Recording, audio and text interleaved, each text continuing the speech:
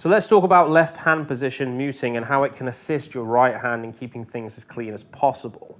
So you have a lot of accessories on the market, such as fret wraps and other things that you can tie around your neck to cut down string noise. But I find that the best possible way to get as clean as possible is learning your specific guitar and trying to learn where you can mute things better. So you'll probably notice I have got a hairband tied around the top of mine, and that's because there was one noise that I just could not get rid of for this recording because I'm under the microscope. But I tend to find that if I don't use this, it makes me a better guitar player overall. So the actual technique of left hand muting is touching the strings softly with your left hand to mute the strings, and you want to make sure that you don't fret with the left hand to do this. It's almost like a cushion just to sort of stop the strings from resonating, like so.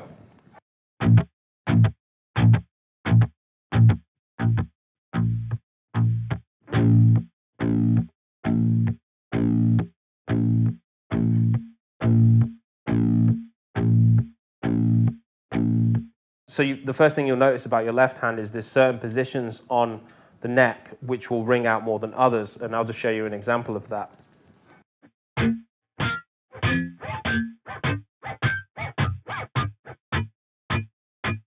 We're pretty dead there.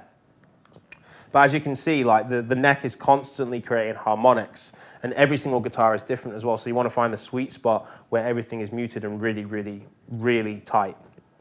So I'm going to show you an example of what you can do with choking with the left hand in assisting your right to keep everything as tight as possible. So I'm going to do a riff without muting and with muting so you can see the difference. So here it is with muting.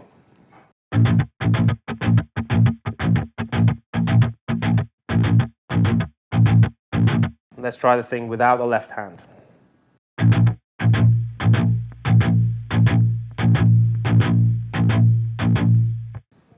As you can see, it rings out a little bit.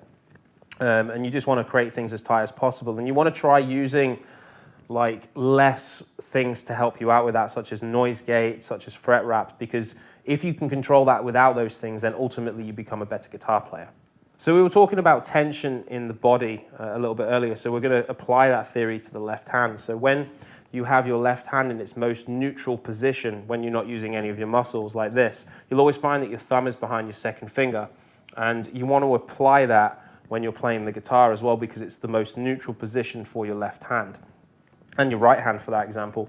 And you want to use the least amount of muscles possible while playing the guitar. You want to focus all of it on, moving your fingers. You don't want to be straining your thumb to make things more difficult to what you're going to be doing with your left hand.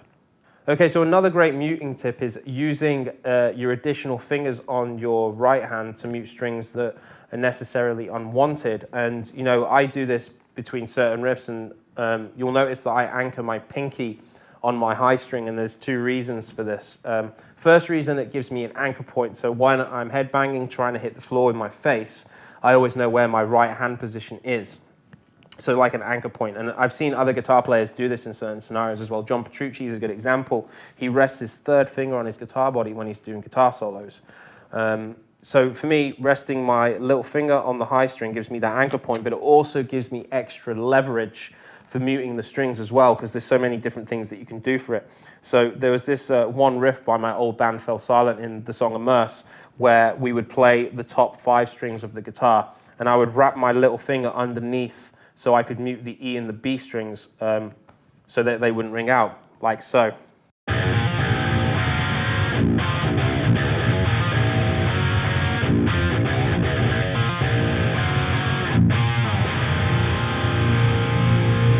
So using the other fingers that you're not using on your right hand is a really, really good way to keep things tight.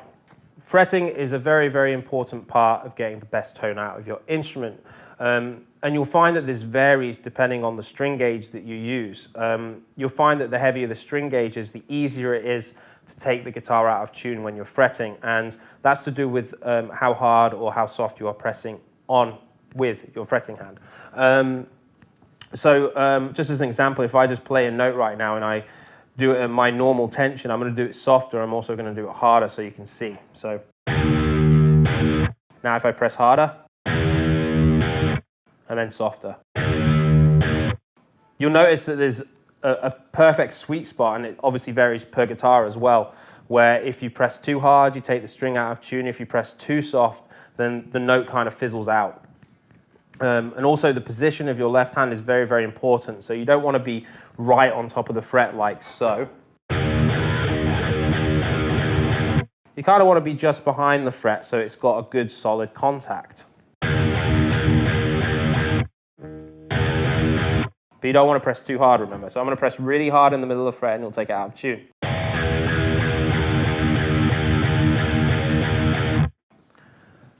You just need solid contact with the fretboard. Don't press too hard, don't press too soft, and there's a sweet spot there where everything will be perfectly in tune.